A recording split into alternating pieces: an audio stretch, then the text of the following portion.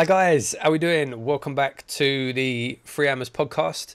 First of all, just want to say thank you for all the comments, all the messages under the last episode. Really, really good feedback. Really appreciate all the comments and all the support. So thank you very much. But here we are again with just myself and Luke. We thought Lee might be joining us today, but he couldn't. Unfortunately, he didn't get home in time. But we're here. How's it going, Luke? You all right? Yeah, really good, mate. I know Lee said that he couldn't get home from work, but I actually looked at Belarus time. They're actually 3 hours in front. So we're filming this now. What's this? 5 o'clock. So he's working very late. 8 o'clock. Yeah, I'm judging him. Well, a couple of cheeky. What is it they drink over there? Vodkas after work, maybe. Yeah. I don't know. Yeah. But yeah, I just want to echo what Paul said. Thank you very much, guys, for the reaction. Obviously, I think we made about 20 subscribers in this week as well, which is fantastic as well. And like I say, the target is by the start of next season to hit sort of the 3K mark, because we sort of hit 1,000 subscribers a year, which is, you know, for a channel like us, and because let's be fair, there's a lot of West Ham fan channels out there, so it's you know, there's a lot of competition. Yeah, let's start off, mate. Obviously, it's all sort of calmed down a little bit now. You know, it really did kick off for a week, didn't it, between accounts and rival accounts, you know, the real West Ham fan group, the normal West Ham fan group, West Ham, ISA. It was turning nasty, you know. It was, and it was getting ridiculous. And I know we had a comment on our video, the last video we did, and we recorded it before basically the ICF decided they were going to start threatening West Ham fans. Like, you just think, what is going on to this club? What is going on? And it now turning very toxic. The West Ham, the WHUISA, the Independent Supporters Association, basically they then took over. So they took over trying to get this march organised and they were in contact with Newham Council. They were in contact with the police, basically trying to get it all organised again. And they released a statement basically saying couldn't be done in time, and they were recommending not to march because of safety concerns. And it's a joke, mate. If you ask me, Sullivan and Brady won. That's it. They've won. That's exactly what they wanted to happen. That's exactly what they wanted to do. They've got the fans split. They've split the fans. The fans are fighting against each other. You even saw, like, the different, like you say, the different West Ham supporter groups were fighting each other. The different bleeding YouTube channels were taking stick and fighting each other and throwing insults around. And you just think, what is going on? And I have to say, you know, Sullivan and Brady got exactly what they wanted.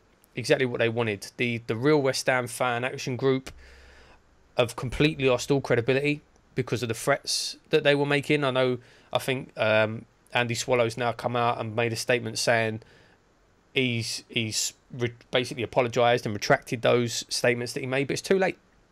It's too late. It's done, and the fans. It's going to be very, very difficult for the fans to get behind the supporters group and trust them again. It is. Yeah, it's very weird. It's very. It's going to be interesting on Saturday. We'll talk more about the actual game, but like you say, mate, you've got those sort of rival groups now with the. Are you going to march? Are you not going to march? Are you balled in? Are you balled out? Are you for all these action points? Are you on this channel? Are you for this channel? Are you for this group? This group? Yeah, it's really weird. I do totally against, you know, the personal attacks on, you know, some of the YouTubers and some of the individuals. I think that is wrong. Like, because I know that some of the West Ham fan TV boys have actually had personal attacks, families and stuff on Twitter, and I think that's a bit too far. You know, they were just, in my opinion, voicing for the group as they voice for every West Ham fan. I don't know. That's my opinion. I don't know, mate. To me, I think the biggest problem, and the thing to me was, it was the whole. They've been one of the channels that have been so balled out for a long time. They've been one of the biggest supporters for it, and then they were very much Again, they were part of the meetings and everything. We weren't privileged to meet these meetings. We don't really know what was said.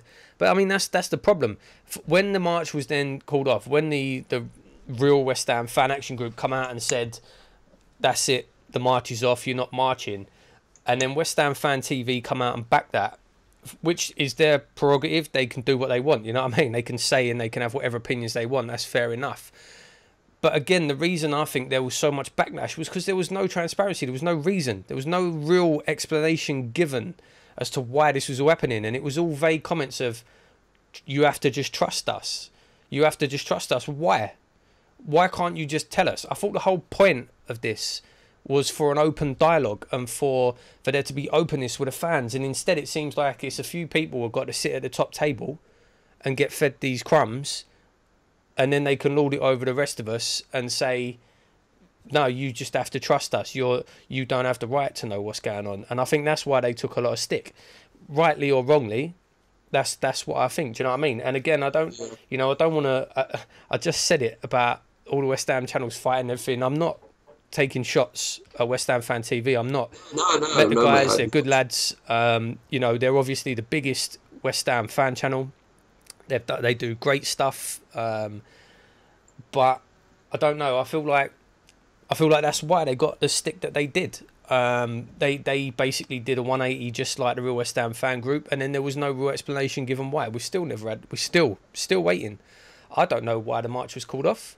I know the reason they've give, but I don't really agree with that. And for it to be such a fast 180, and for it then to them basically. For people to start threatening violence against people that still want to march. What? That's such a massive 180. I can't get my head around that. And I think a lot of fans are the same. And that's why they don't agree with it. The violence towards other fans is totally wrong. And that's come from people from the real West Ham Fan Action Group. That's nothing to do with any YouTube channels. But yeah, it's just all a little bit nasty. And, if we do get relegated, which there is still big possibility that can happen, and or we stay up and these guys don't get backed properly in the transfer market, what then? Is it too late to march? It is too late. See, that's what I'm saying, mate. So like the real West Ham Fan Action Group, they turn around and said, "Oh no, we've had dialogue, and if the club don't act on these points, we'll march again. We'll organise another march." It's too late. It's too late. It's gone. The momentum has gone. Like I say, the fact that they did such a 180, I can't think of the word there, but basically the fans' trust in that group, especially after making threats against Jerome, which is a joke, is gone. Their credibility is shattered. It's gone. That's it. They've got the board. Sullivan and Brady got exactly what they wanted. They had this one group that were rising up against them and had all the fans behind them. And just like that, they've completely destroyed all their credibility. And it's too late. In my opinion, mate, this was the one chance where the fans had a voice. This was the one chance we had to really force change and to really do something. Yeah, I don't think, again, mate, I'm not... I know we're sitting here like saying, yeah, we're balled out. And I just want to make that clear what I'm saying here. Yes, I'm balled out. But that march as well, I don't know how they can say that not marching can be more progressive. It's like, march, like put that pressure on that. If they don't go, and yes, realistically, like a lot of people have said, they probably ain't going nowhere and they ain't gonna sell. But you need to start getting them scared. You need to scare them a little bit that West Ham are not having it anymore. And they obviously were scared. Yeah, and I know that, there's some accusations out there that other channels have been quiet, or we're left wing, this like utopia sort of world. What is your response to that, mate? Like some, I'm not saying it's our channel even, but they're saying that other channels they're jumping on the bandwagon now because the march has been cancelled. We've sort of gone on the, well, we should march sort of vibe. What do you make on that? I don't know, all the like when all the sort of politics and stuff started coming into it, it was just, to me, that was just more things to try and split the groups, to split the fans, and the threats of violence and all this, that was a massive thing, because then the police, obviously, when the real West Ham not Real West Ham, sorry, when the WHUISA, who took it on then, when they then went to the police and said, right, we still want to march, can we march? The police are going to turn around and straight away they're going to say, no, safety concerns, there's been threats of violence, it could all kick off, we can't risk it. And again, the club got exactly what they wanted. And I'm sorry, I just don't, I said it in the last video, and I don't buy the reasoning. I don't buy it. So I don't know if you've seen since, mate, but the Real West Ham Fan Action Group, they since put out a statement. Yeah, I've read that, yeah. And there's no way that was written by one of the original members of that group. It's so blatantly written by the club. And they have actually, I think they actually admitted and said that it's a different person has taken over now their social media. It's so obviously being written by the club. It's like, or in liaison with. Yeah, exactly. And it's that's it for me. That's it. It's done. You know, it's too late. This was the one chance for West Ham fans to really make a difference and to really show, like you say, mate, that we're not having it.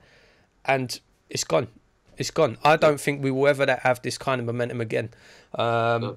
And I've seen a lot of people saying over the last few days, that's it. It's killed the club for them. It's killed the club for them. And I said, and I was of this opinion anyway, I will not put a penny into West Ham United, not a single penny, while they're in charge. I'm done. I'm done. You know, I just don't see the point anymore. What is the club become when you get so-called, like, the hardcore West Ham start threatening their own fans with violence and stuff? What is this club become? What's it become? Yeah, because of a march that they promoted. They instigated. Yeah, I know, mate. I know. We can go on and on and on. I don't know. I just feel again, guys. Before anyone comments on this, please remember, guys, this is an opinion show. Okay, this is us talking about news and giving our opinions. This is not gospel what all West Ham fans think. This is not gospel what every football fan thinks. This is just mine and Paul's opinions before anyone jumps on that and starts thinking that we're lording over it, okay? This is just a news show. I just want to put that out there because I know some people do take it a bit too literal. Continuing on with it, that, mate, just last sort of little bits on the march. Things that don't help as well, guys.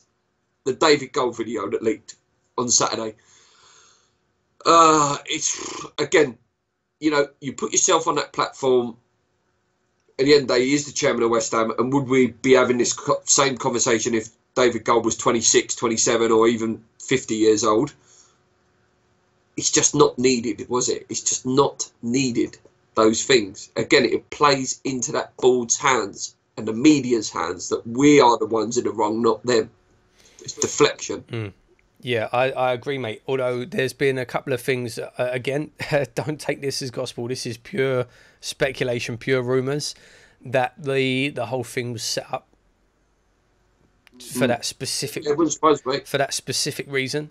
But no, you're right. You know, we've said many times on this show, I don't think David Gold has got anything to do with the running of West Ham United. He's got his money in the club. He goes to the games. You know, I don't think he's got anything to do with the running of the club, and stopping him in the street and shouting at him ain't really going to change anything. But I know that he's doing a podcast, or he's done a podcast with obviously the guys over at Sex, Drugs and Colton Cole. It's a shame that we're doing the show today, actually, because it would have been nice to, you know, listen to that show and sort of do a little bit of a summary of it. And maybe I will, maybe you will, whatever. Wrong man for me, though. Like, listen, I love it. X is coming to the show, and I love their show. But that's the wrong man. I want to see David Sullivan on that show. Or go and do an interview with West Ham Fan TV. Come on here. You know? But he's not coming out. He's not coming out. You know, I see David Gold. David Gold's your Barack Obama, you know? He's the face. He's the happy man. He's the gentleman. We want David Sullivan. David Sullivan knows every single detail of that account. Knows every pound note that comes in and out. So what do you make on that, mate, David Sullivan? Do you think he'll ever come out and do one? No, I don't know. I don't think he will. He will do interviews with his pals in the media who are going to put a positive spin on things. He's not going to talk to any... But if he came on, mate, because a lot of people think we're a bit of a liberal show. you know, that we sit on the fence and stuff. If he was to come on, how hard would you go at him? That's an interesting question, mate. I don't know. Because I think this channel, to be honest, when we've had, you know, when we did the X podcast, I think we did that really, really well. I think it shined a good light on both, you know, both opinions, and it was a great topic to discuss. You know, and if he did come on, which he won't, but I don't know. I think the only thing you can do is make a fair interview. Yeah, I don't. Obviously, you're not going to sit there and abuse the man because that achieves nothing. But at the same time, I wouldn't be. You know, it's not like we're going to be sucking up to him. Do you know what I mean? I thought we pressed when Jack was on last time. Jack was on. I thought we pressed Jack quite a bit. You know, on terms of like the mistakes they've made and getting him to admit a few mistakes there. But I mean, the thing is again, like it's this and part. It's past all that anyway. It doesn't matter what David Sullivan says. It doesn't matter what shows he does. It doesn't matter what interviews he does. It doesn't matter what he says. The trust has gone. That relationship with the fans has completely broken down, and it's too late. It's too late. It doesn't. He could come out and say he's going to spend £200 million on players. He's going to knock down the stadium and build it closer to the pitch. It doesn't matter because it's too late. And first of all, none of that stuff's actually going to happen anyway. But it's too late. It's empty promises. It's been like West Ham fans have been burnt too many times, and it's too late. I don't care what comes out of that man's mouth. I don't believe it. I don't believe it. I don't believe anything that comes from the club anymore. It's just I'm just I don't know. I feel like you could tell if you watched last week's episode, I was really, really angry. You could tell I was really, really angry and I was frustrated. This week, after everything that happened over the weekend and the last few days, I just feel deflated. I just feel it's just like I said earlier. A lot of people have said disconnection. A lot of people have said they feel that that's it. They're done with the club, and I feel the same. You know what I mean? Don't get me wrong. I'll still support West Ham. I always will. You can't change that. I'll still watch the games every week. But as far as spending any money on the club or anything like that, it's all done. When they leave, I'll still be here. And let's just hope it's sooner rather than later. That's the only thing I can say now, you know. What? Last thing on this then, mate. So, you know, the Real West Ham fan group and all the other guys there that have sort of said, okay, we're not marching, we're going to sit down at the table, talk these things through. What comes out in a utopia world for you where the board stays? What can they do to keep you? Nothing. There's nothing. Not spend £200 million on players. If that happened, there's hypothetically speaking. It won't happen though. That's the thing. It doesn't matter. Like, you know. Oh, all right then. If they turn around in the summer and they bought Messi and Ronaldo, I'll be happy. But it doesn't matter because it's not going to happen. It's not going to happen. Do you know what I mean? They had their chance to get the fans on board. They had their chance to buy the right players. They didn't do it. They didn't take it. And now that, like I say, that trust has gone.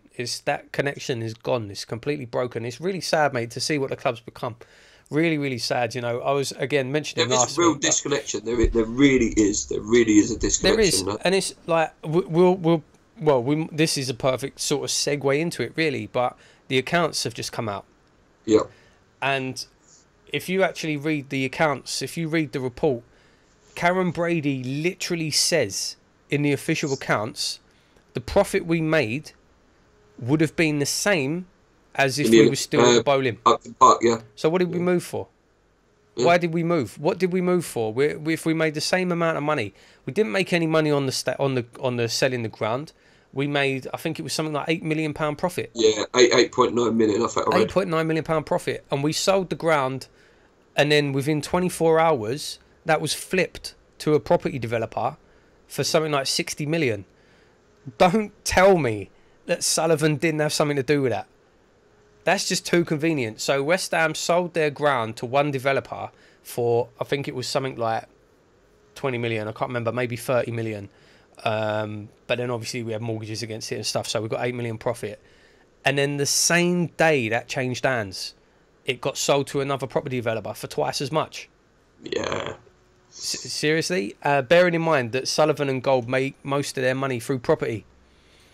Don't tell me they didn't have anything to do with that. It's just so shady. And when you, like I say, when you break down the actual figures, what did we move for? I don't know, mate. It's just. I don't know. It's just left. It's just left. It's just left me feel, like I say earlier. It just left me feeling so deflated and just like, what's the point? Do you know what I mean? What they that's the thing with those owners. It doesn't, even if they did, mate. Even if they did turn around and spend 200 million on players in the summer, even if they did get us into Europe, get us into the Champions League, which is not going to happen. They will always, forever now, be the owners that took us away from the bowling for practically no gain that couldn't have been done at the home. They will always be the owners that split the fans, that caused all this infighting. That's their legacy now. For me, that's it. That's their legacy, you know? Yeah, no, it's, I don't know, like you say, mate, it's very deflating. Another comment, mate, that you said just before we went live, apparently no rent has been paid as well. Yeah, so reading that, just very briefly, I was reading it this morning. Apparently, so E20, the group that owns the actual stadium, apparently we haven't even bothered paying them rent. We've paid nothing. We've paid no costs owed to them, and they're taking us to court. Well done, West Ham. Do you know what I mean? What are they doing? I don't understand what they're doing. You know, like, and again, what come out in the news today, we've just been fined 30 grand, which is nothing. Let's be honest. It's yeah, peanuts. for the drug test miss. But again, it just brings on bad press. And then when I've seen today, now that it's come out, we've been fined this amount. All I've seen is people saying that's a joke. They should have been deducted points, this, that, and the other. And it's just more ill feeling towards the club. I don't know. They're just dragging this club through the dirt. They are just dragging this club through the dirt. They really are. Yeah. I think that's a good time to stop and just say, guys, if you've got any opinions on this, please put them in now. Because sometimes I ask you to do that right at the end, and some of you might not watch it to the end. So it's a good time to stop there, guys. If you've got any opinions on it, please leave it. If you've got any questions for next week, please put them in now. It's a good time to stop and tell you that. Let's get on to the real stuff, mate. The actual football, you know, because that's what it's really all about. Happier times. Yeah. Back-to-back 4-1 losses now, mate. It's just not good. It's not good on both fronts, is it? It's like you think, okay, that's going on, but at least the team might turn up and do something. Obviously, it didn't start great in terms of Bonner being injured, Collins being injured, and starting Declan Rice, Ever and Zabaleta as your centre-halves, and obviously Reid got injured in the game. It just shows again how lightweight it is. You know, you start thinking, oh yeah, we've got enough centre-halves, 2 injuries, and we're, you know what I mean? Massively, mate. I mean, don't get me wrong, that performance wasn't good enough. There's no two ways about it. It wasn't good enough. But then when you start a back five with, well, after the injury, with four fullbacks in a back five, what do you expect? You know what I mean? 133, 137.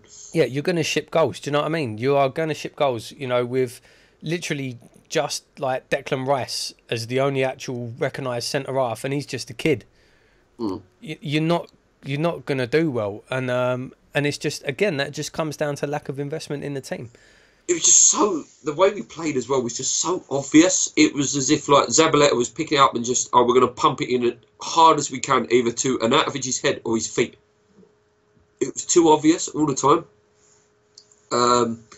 You know, no Joe Mario starting either. It was Lanzini, Chiatti Noble. Chiatti's gone back to that sort of strolling around sort of style again.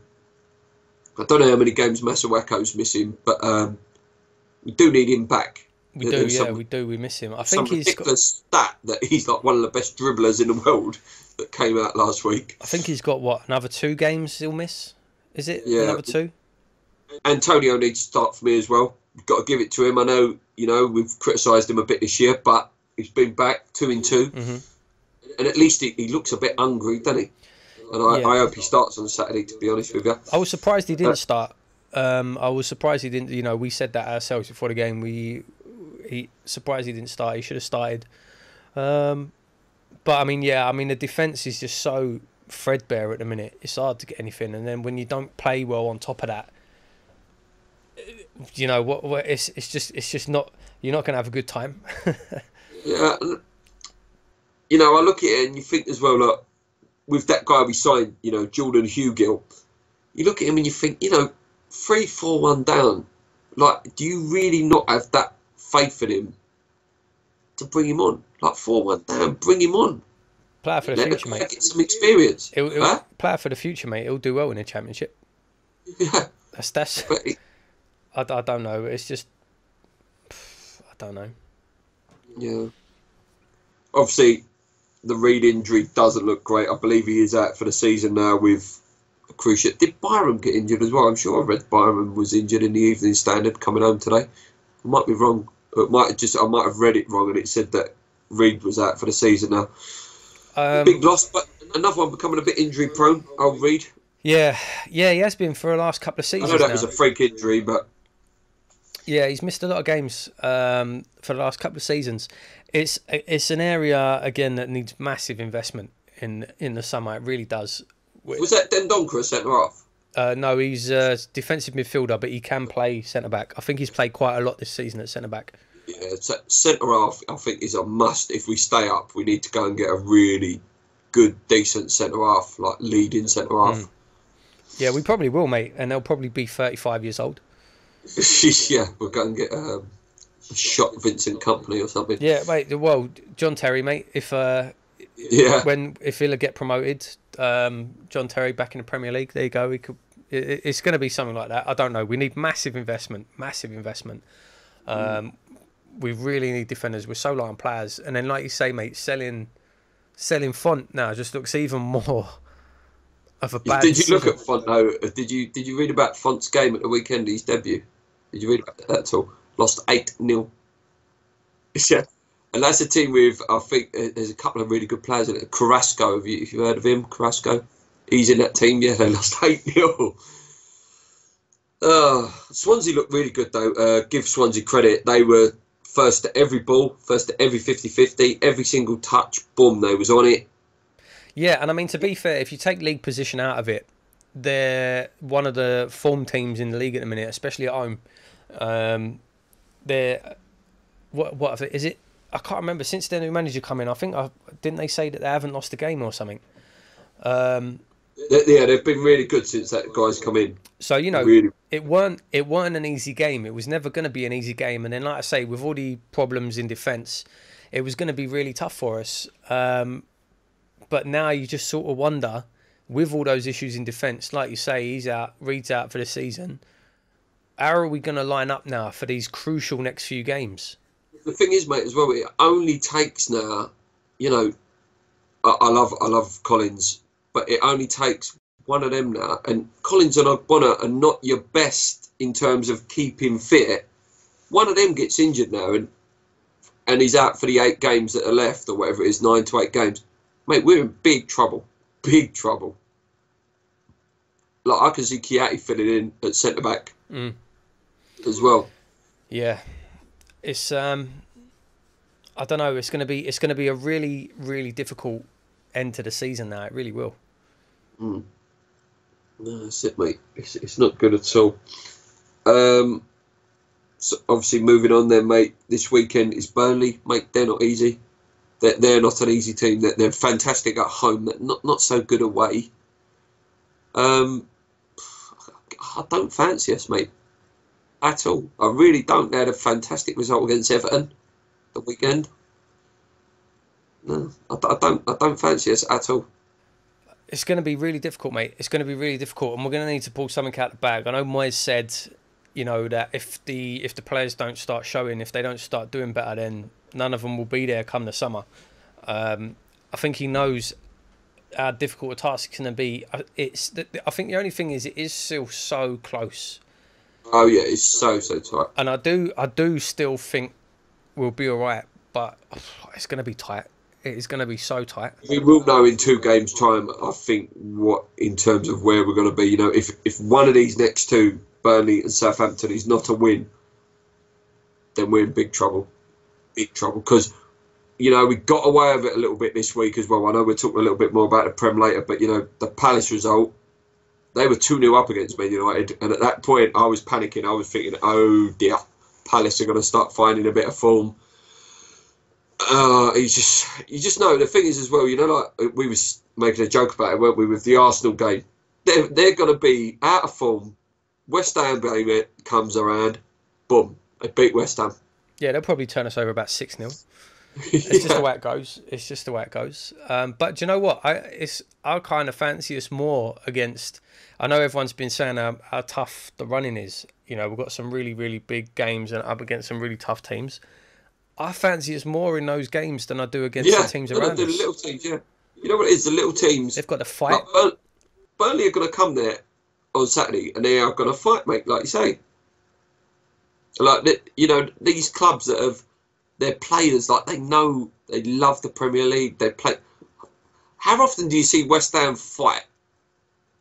Really, honestly, like, and we're sitting here as real West Ham fans here, biased. Mate, I only see that fight about sort of 6-7 games a season. Yeah, no, you're right, mate. It's so depressing. so depressing. It really is. Predictions though? Mate, I think we'll lose 2-1. I predicted we were going to win 2-1 the weekend against Swansea, and that went well, didn't it? So I just don't even know, mate. I do not know. I don't know. Losing 2-1 is probably a decent shout if you were a betting man, to be fair. 2, maybe 3-1. I don't know. I really don't know. It is one for you as well, mate. Just last little bit on Burnley. Obviously, fantastic manager there. But would you have him at West Ham? Sean Dyche? Younger? Yeah, I mean, I would. He's a name that's been thrown around for the last few years. And I know a lot of West Ham fans would love to see him come. I would. Here's one for you, though. Okay, Sean, yeah. Arsene Wenger leaves Arsenal at the end of the season. Would you have him at West Ham? Now, there's a question. You can't deny the man he obviously was a phenomenal manager. Oh, yeah, he was what's the word? Can't remember what the word is. You know, like what Pep is at the minute? A reinventor, basically, of football, the way football should be played. Done incredible things at Arsenal over the years. Obviously, it's all sort of going wrong now, and it's definitely time for him to leave. Yeah, I'd take him at West Ham. Why not? He's not going to be any worse than the last few managers we've had, and he could turn out to be incredible. I don't think there's any way he would ever come to West Ham, but yeah, I'd take him. Would you? Yeah, no, just I don't know, can I sit there, can we really sit there as West Ham fans and be that arrogant and say, no, I don't want Arsene Wenger? I don't know. I'll put it to you guys. Would you have Arsene Wenger? Would you take him if he's there? Yeah. What about, sorry, this is going to start a little bit of a debate now in terms of managers. This is assuming David Moyes doesn't stay. So there's obviously rumours that Thierry Henry might be given the Arsenal job. Would you have Thierry Henry as manager at West Ham? No. No, what's he ever done to deserve? Like, if they gave him the Arsenal job, it'd be a disaster. Yeah, I don't think he should take it yet. I think he should take a smaller job first. I mean, if you're going to start talking about things like giving him the job, why not? I'd rather give it to Di Canio. Do you know what I mean? Someone like who's actually got a little bit of experience. Do you know what I mean? No, I wouldn't take Thierry. Well, there we go, mate. Just out of nowhere, someone's joined us, mate, in this middle of a podcast. How weird. And who is it? Who is it? David Sullivan. It's David Sullivan. No, it's Lee. Lee, thanks for joining us, mate. Midway through. First of all, we discussed this earlier, Lee. That it's what time is it where you are now? 8:30. 8:30. So you were in work quite late. No, I was getting some dinner. Oh, right, okay. That's what we said. We said we thought you might be going to have some cheeky vodkas.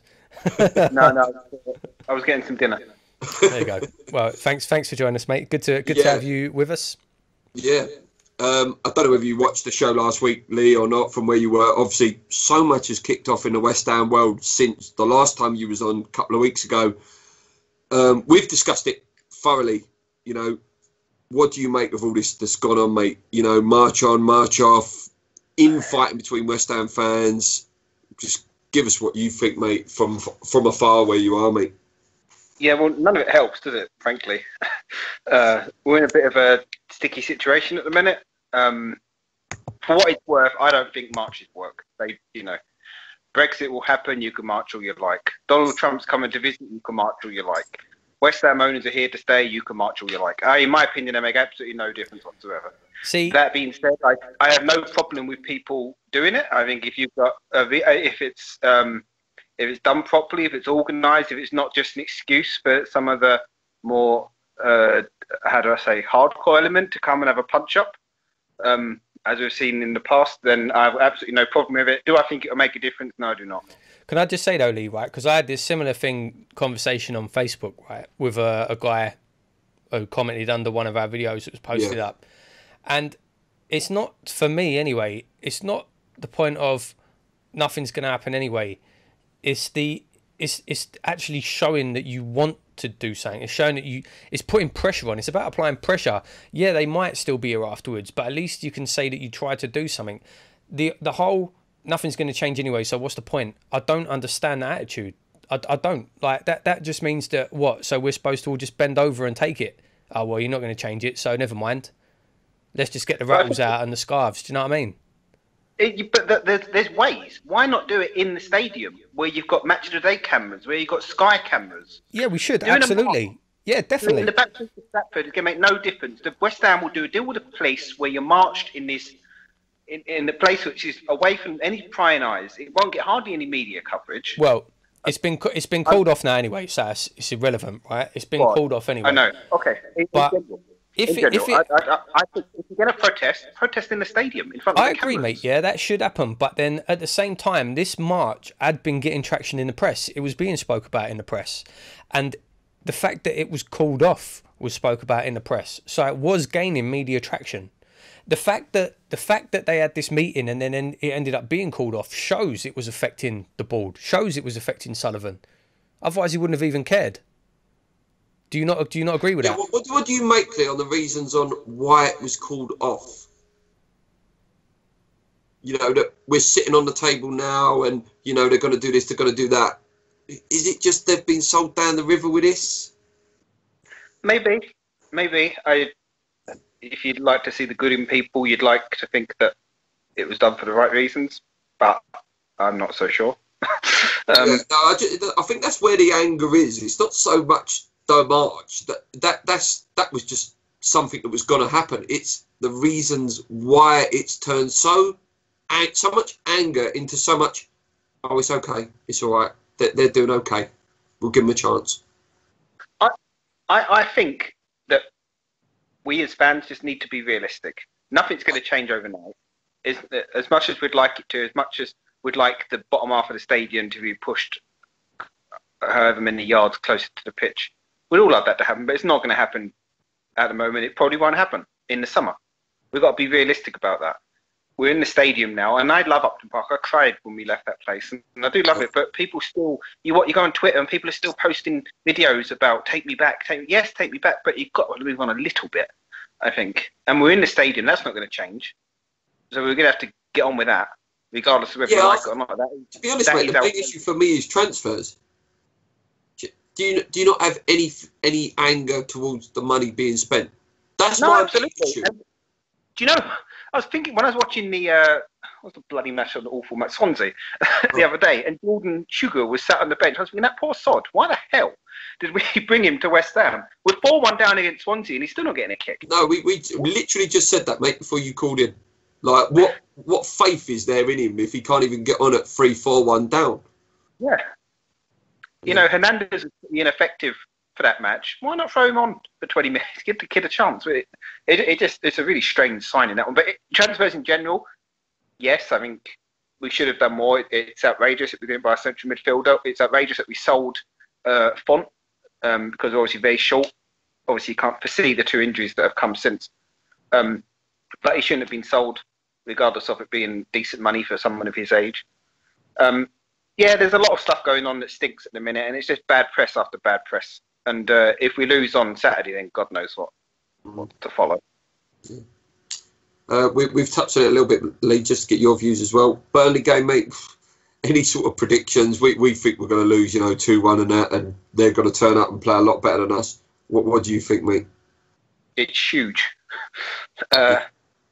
Biggest game of the season so far, perhaps. I think I'd agree with that. Yeah. Yeah, it's massive. When you look at the run of fixtures that are to come, it's just so important that we win. Just before you come on, mate, I asked Paul this question. Arsene Wenger gets sacked at the end of the season. Would you take him as West Ham manager? No. Yeah. And reasons? He's outdated. It's just we was having a little conversation on whether we would take Sean Dyche as well, and I would personally. I quite like Sean Dyche. I think he's a very good manager, and young. He's a hard man. Would you take Sean? Yeah, I think so. I think it'd be interesting. I say he hasn't spent any money at Burnley, so he could be used to that. But yeah. Before you came lively, you give us a little sort of blurb on what you wanted to sum up. I'm going to let you do that now before we go into questions. So, what is your opinions on everything going on and the club and results? Just a little blurb. I'm giving you a couple of minutes to talk. We could say it in a word: it's a shambles. I mean, you could sum it up in one word: is shambles. It's negative press. There was another thing today. We've just been fined 30,000. What a joke that is, by the way. Premier League club fining them £30,000. 30k is nothing to a Premier League club. What sort of message does that send to West Ham, to other clubs? It is, we'll just do it again. 30 grand, easy, pocket money. Pathetic. Yeah. Anyway,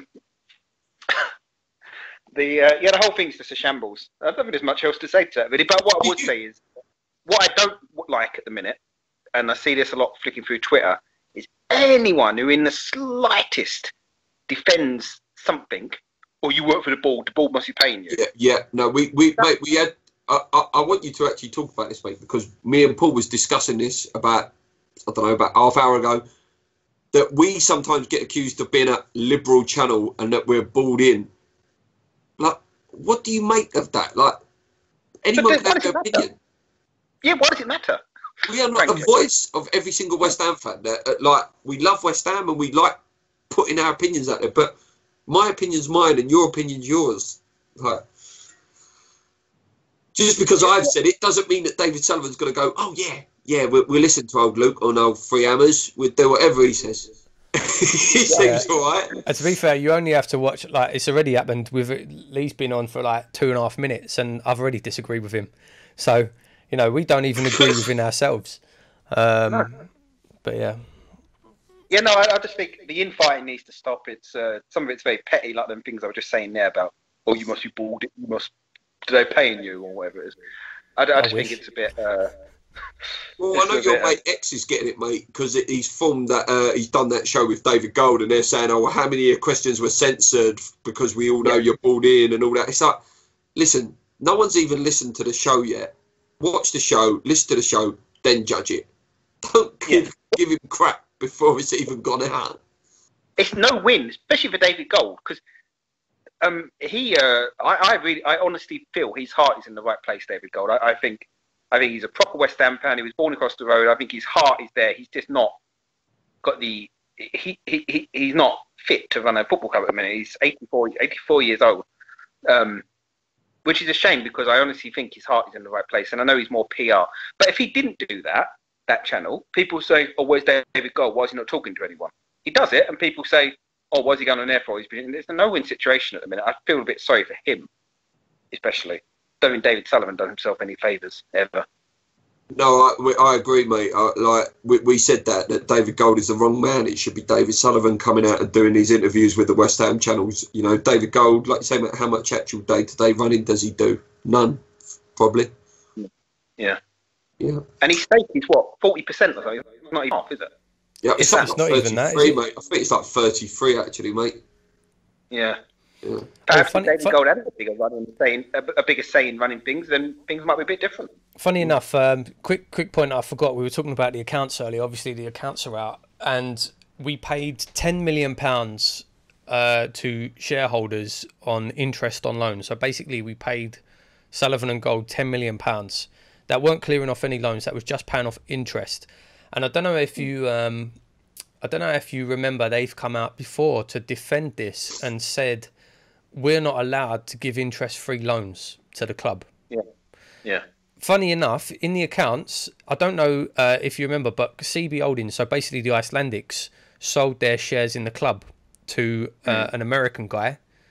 He gave, it's on the accounts, I think it's £9.5 million interest-free.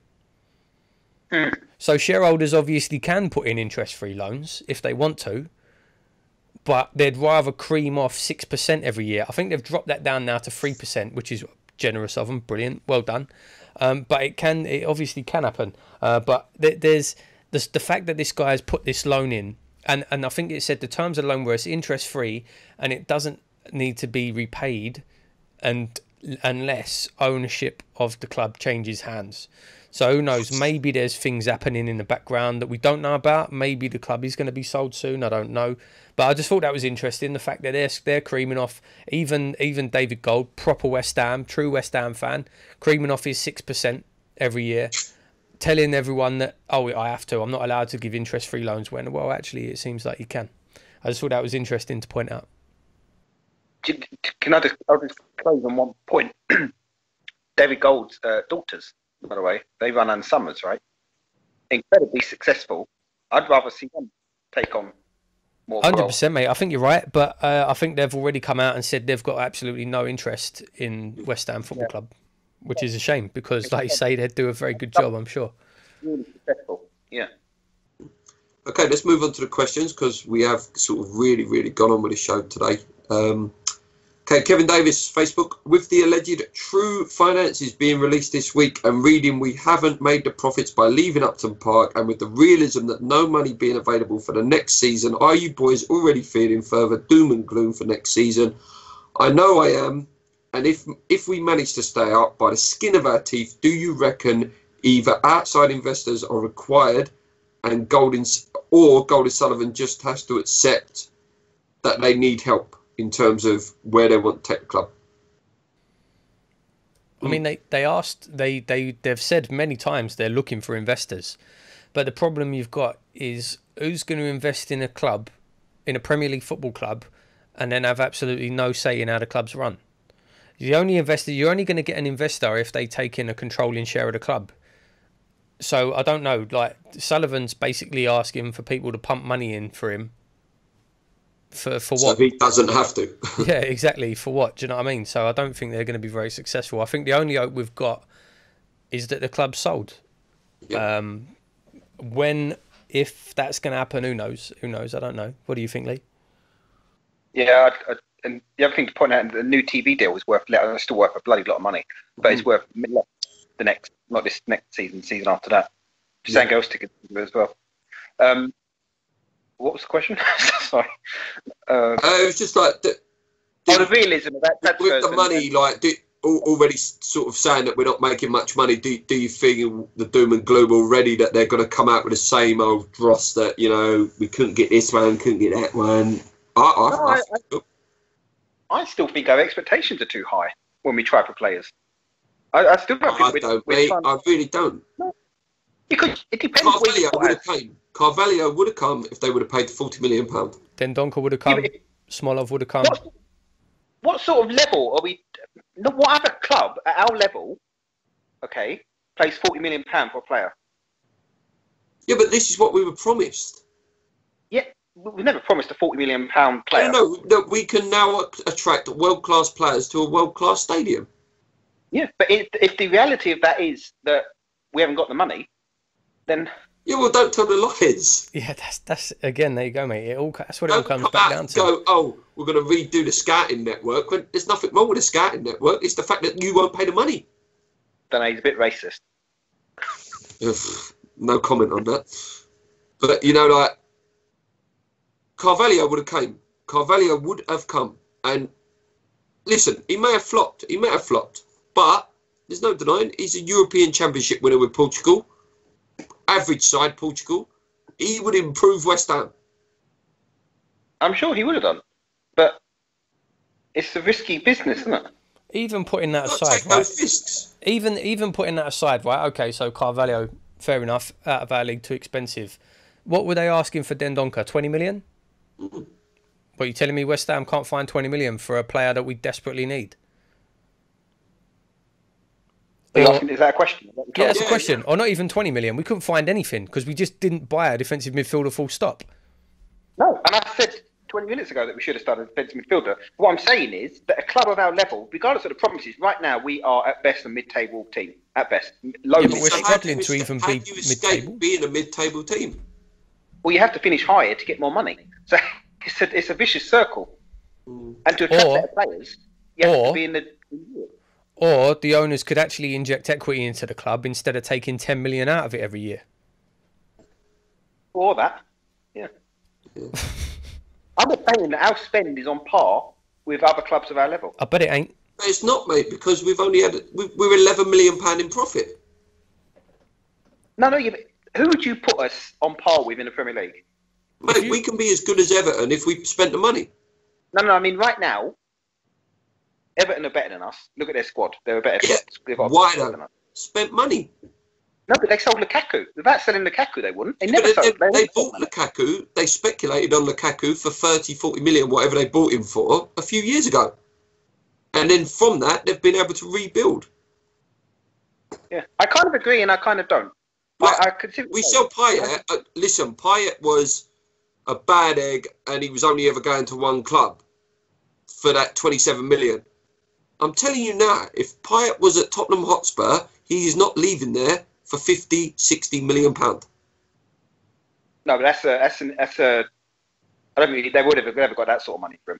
He was 29 years old. Hey, he was my best player, one of the best players in the world. Ballon Last d'Or year. nominee. Sorry. He was a Ballon d'Or nominee. Yeah. In the first season, did he do much in the second? Yeah, No, that's he because was- he was disillusioned because West Ham didn't strengthen the squad. I thought he did. God, this is proper bringing up old stuff now, but this is just the anger. I have enjoyed watching Frank Lampard lately. Paul and BT Sport. Haven't you? Please don't, Lee. Don't, Lee. Just don't, Lee. Just don't. Do you know what I will say? Right, I will say this. It weren't. I think it was the other, not against Swansea. It was against Liverpool. I think it was. He was reasonably complimentary about West Ham. I was quite surprised because he could have really laid into us and he didn't. But I'm not going to talk about Frank Lampard. My blood pressure's high enough as it is. Yeah. Let's start talking about Karen Brady as well. Lee likes Karen. Oh, Karen. Karen and Frank. Can I throw no. one point in as well? And I love Lanzini. Okay, absolutely love him. I mean, he could be a fantastic player. He's had a poor season, though. He's had a very poor season. If he can get in that Argentina squad, they must have a poor squad. He's been harsh. poor this year. No, He's he not has been He's been really injured. poor. So how the hell's he getting in the? That's what I'm saying. How poor must the Argentina squad be? Yeah. Fair point. Yeah. I'm Sorry, going to ask the next question. Then I'm going to go and put a light on in this room very quickly. Kev says, with all the bad crap surrounding our wonderful football club, thought I would keep the questions on the lighter side. It's a good one for leaders. What would be your soundtrack to sum up the past week? Mine would have to be Bernard Cribbin's Right Said Fred. I know you probably won't have heard of that song, but please give it a look on YouTube. There you go. I'm going to go and turn it on whilst you discuss that. Mine is quite simple. It's D-Ring. Things can only get better.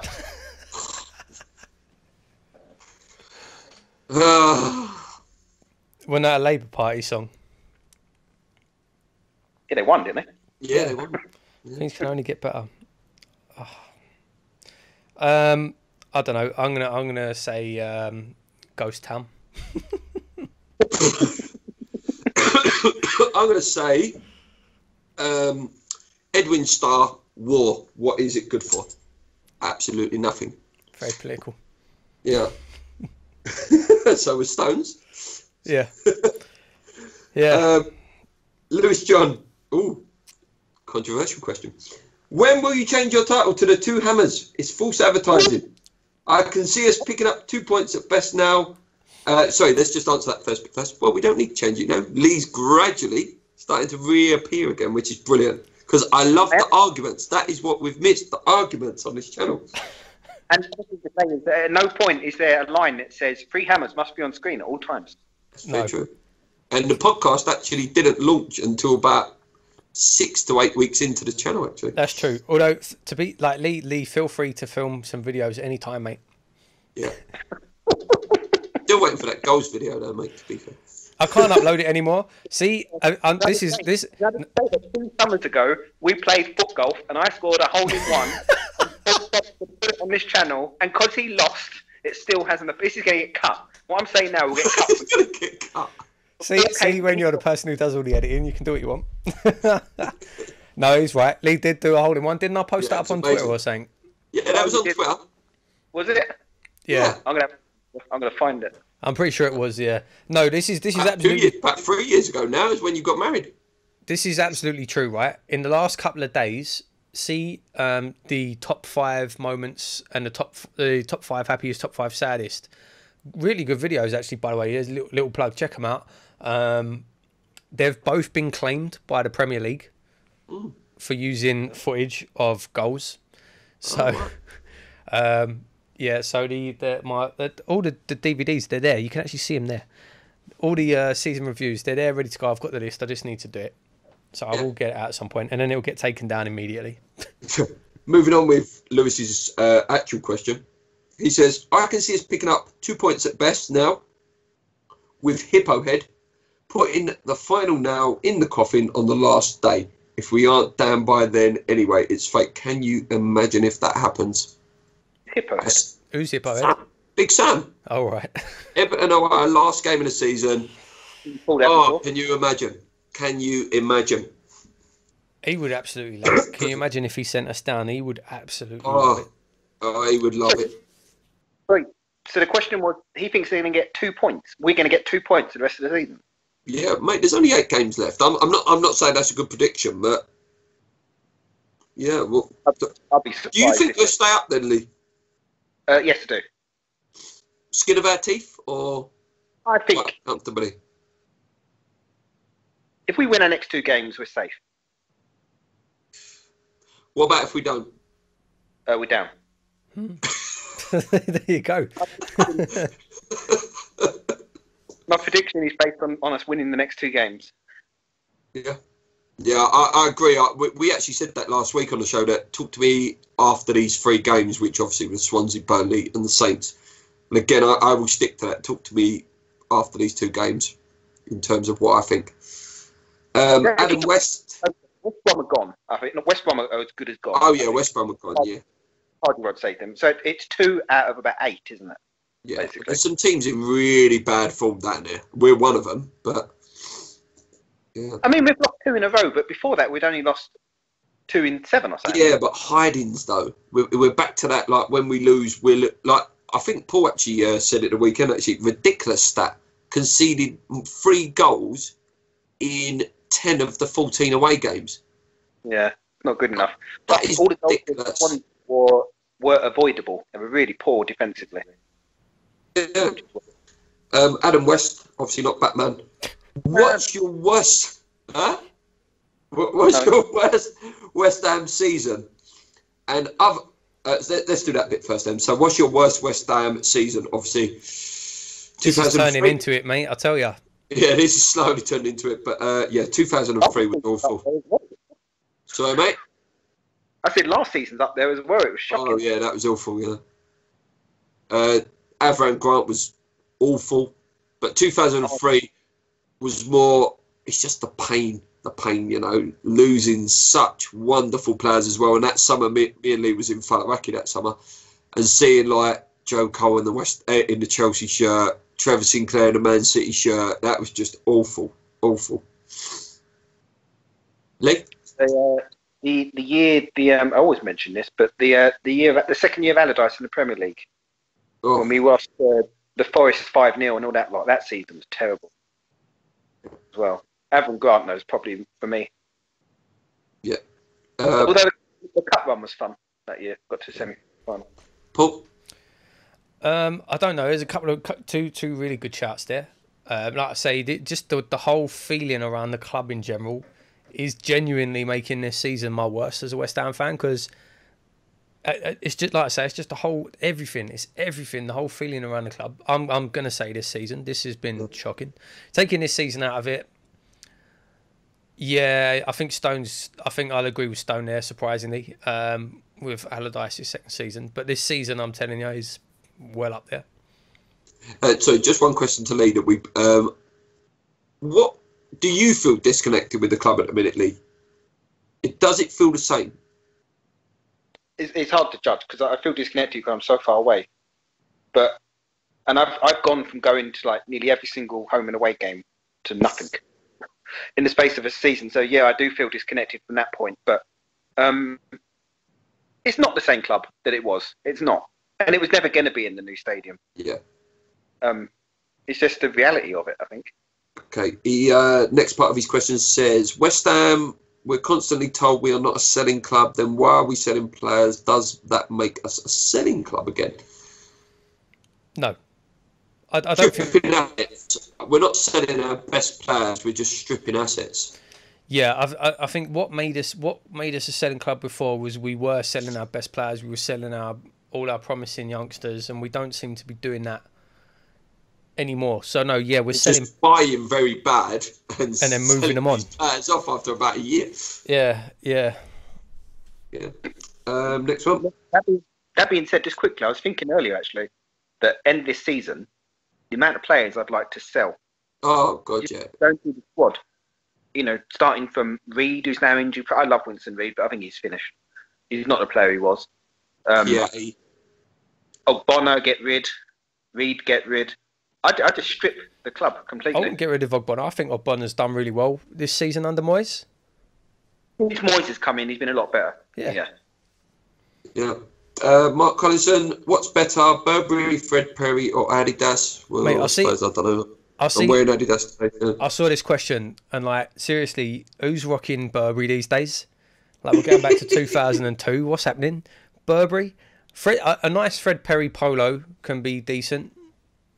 Adidas are decent for tracksuits, but not much else really. I don't know. No. What do you think, Lee? Fine, man. Matterland.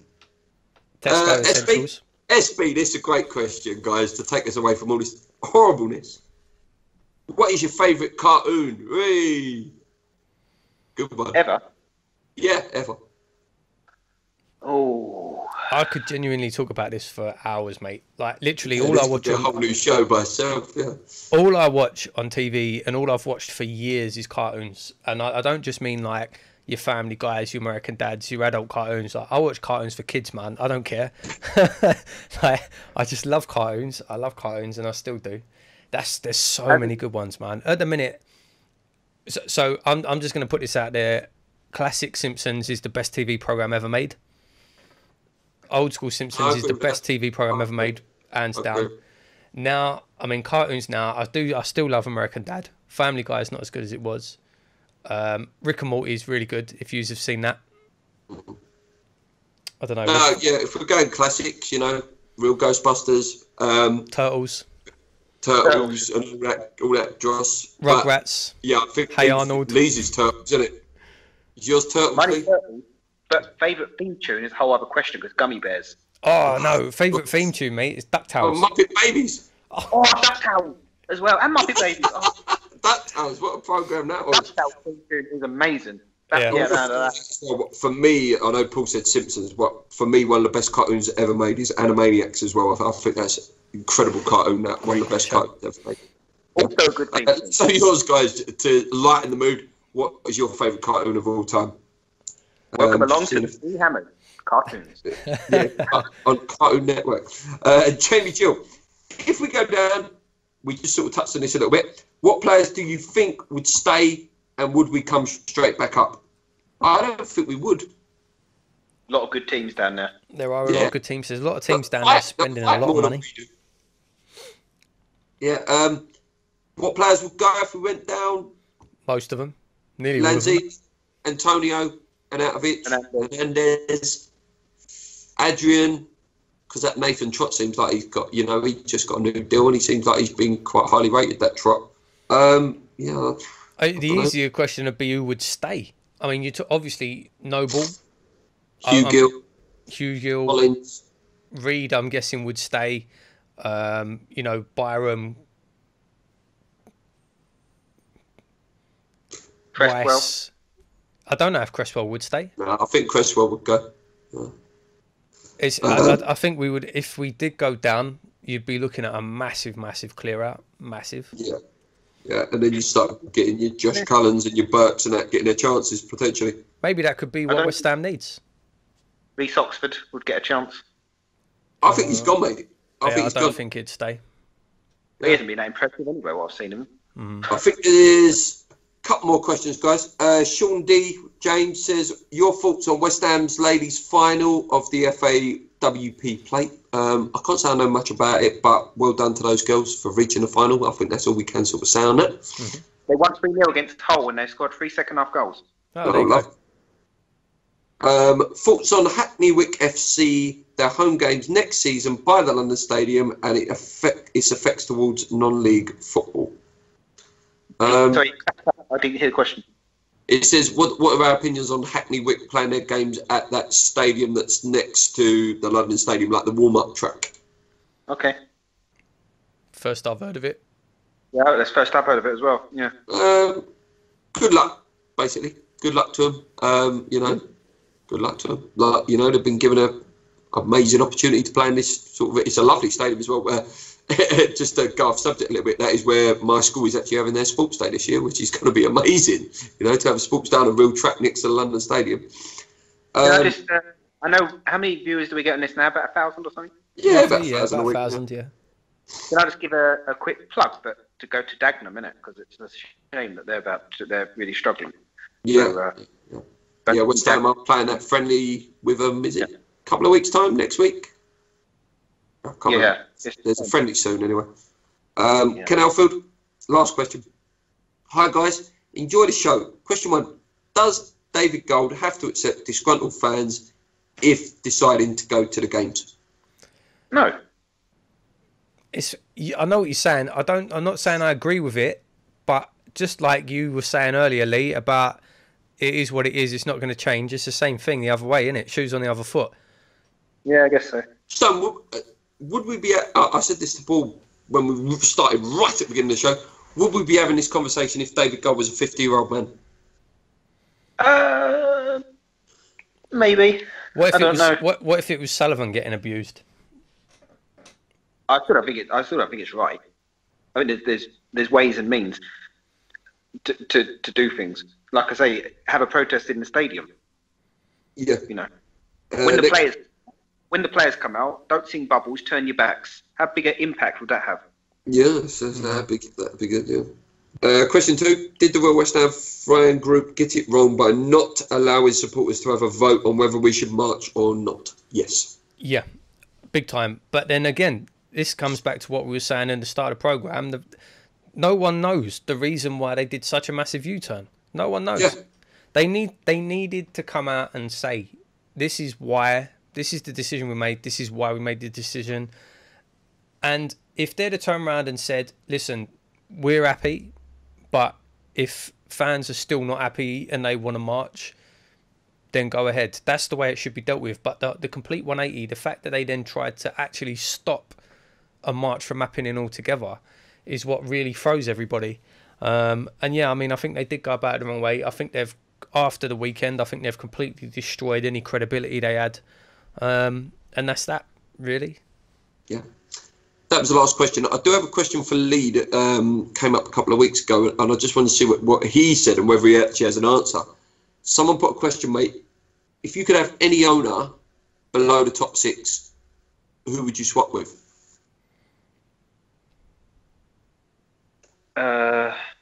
That was a tough question. We didn't have an answer. Well, I could give you a name, but if I had to think of a club that's run... Actually, you know what? You know the Southampton guy? They're like one of the richest clubs in the world. Southampton. So Massive selling club, though. They are a selling club. This is true. Yeah. No, it is back to, like, it's sort of on your point, really, defending the points that you make a lot of. It's what do you want? Like, is there a good owner really outside the top 6, or is that just the way of the top 6 down? The gap now between 6 and 7 and below is so big. It is enormous. And then the gap between 5th, 6th, and 1st is huge. I'll tell you what. Yeah. If you drop down, if you said below the top 6, if you drop down into the Championship, the likes of Wolves, I'll tell you what, they're going to be a force next year. Like they've got money. They've got unbelievable money behind them, and it seems like they're not afraid to spend it either. They're so they're going to be a force. What are they, Chinese owners? Yeah. I think the only that's it really. The only way it's going to get better is if you end up getting backed by these ultra rich super billionaires. Maybe it'll happen one day. That's it for the questions. Just if a club like West Ham starts spending 40 million on a striker, your Man City's, Arsenal's, Tottenham's, Chelsea's will just pay 100 million, 150 million. It's ridiculous how it will go because they'll do whatever they can to stay up there. That's not West Ham point, not just a general point there. I agree, mate. I agree. That's a fair point. So to close that gap is you either need a lucky season like Leicester had, still not over that, or you just spend an absolute unbelievable amount of money. It's funny actually. I saw slightly going off topic a bit here, but I actually saw a post today. Someone posted up on Facebook about PSG. Obviously, been taken over. The Qataris own PSG, and it's obviously they were rumoured to come in for West Ham as well. Since 2011, they've spent over £1 billion. Oh, sorry, it was €1 billion on players. Obviously, you just spent 300 million on Neymar. They've never got past the quarterfinals in the Champions League. Yeah, and they went out last night as well. Neymar was bought to win in the Champions League essentially because the French league, they can win that over. They could drop 5 or 6 players and still win it. Yeah. Yeah. That just shows the gap. That just shows the distance. $1 billion, over $1 billion, and they still can't win the Champions League. It's crazy. And again, talking about gaps, to buy a player to win you one tournament is absolutely. Like look at Man United. They bought Sanchez. They didn't need Alexis Sanchez. He's done nothing for them since he's signed for them. No, he hasn't. But they can just do it. Yeah. Last little bit that we always do, Lee. Now, I don't know whether you've actually done one of these with us. We always just have a little tiny finishing up, last little 5 minutes to talk about Premier League games of the weekend. I'm just going to run through the results. I'm going to run through the results really, really quickly. Obviously, we talked about it already a little bit. Man United did us a massive, massive favour beating Crystal Palace. That was a big, big result for us. So lucky. Goal. So it was a good goal. Did you see Lukaku's goal, the second goal? Yeah. Jammiest goal I've ever seen. But we was all celebrating. Brighton beat Arsenal. Again, not the best result for us. Arsenal were so poor. So poor. Man City, Chelsea. Did anyone watch that game? That was awful. Chelsea were awful. It was shocking from Chelsea. Absolutely appalling. Like they were when they were 1-0 down and they looked like they were just gonna sit on a 1-0 loss. It was unbelievable. They had the fact that they're the current Premier League champions. And they were frightened. And they had no desire whatsoever to try and win that game is ridiculous. Yeah. I'll just make a prediction. You might disagree with this. Leroy Sané will win the Ballon d'Or at some point. He is an out. Yeah, no, I really do like him. He's got a bit of Neymar about him. I do like him a lot. I like him a lot. I think Liverpool will go very close next year with the league, though. There's a lot of players in this generation, very similar, would be up there competing with him. Yeah, that's my back. Other results: we beat Everton 2-1. Would have been better if that was a draw for us, really. Leicester, Bournemouth 1-1. That was quite a good result for us. Southampton, Stoke 0-0. Obviously, we lost. Tottenham beat Huddersfield 2-0. Watford beat West Ham again. That probably would have been better as a draw. And Liverpool beating Newcastle was a good result for us. So, in fairness, the results weren't too bad, but it's so tight. That last, from 12 down, everyone's on about 30 to 32 points. Yeah, it is unbelievably tight. Scarily. Yeah. That is it for this week, Lee. Thank you very much for joining us. That was episode 72, I think it was, or 73. 72. We hopefully will film one next week. If not, we'll be back in a week or so's time. Until then, guys, stay safe if you're going to the Burnley game. You know, we don't want to see all the fighting between West Ham fans. That's not what we're about. Enjoy the game. Hopefully we can get a win. Come on, you Irons. Keep believing. Let's go. Cheers. Bye.